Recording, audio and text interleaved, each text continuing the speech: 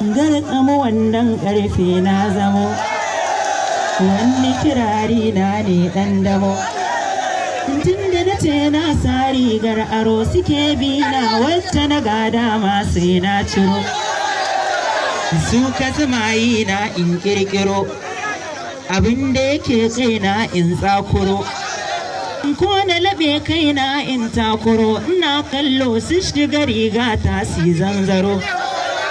Sai suka ce hanya ta na baro, ko na duro ko kuma in gangaro. Na riga Allah wa abin dogaro, suna kallo yadda irin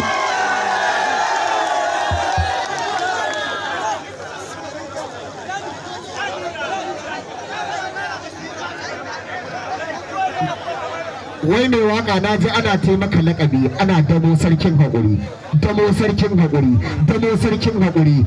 Wai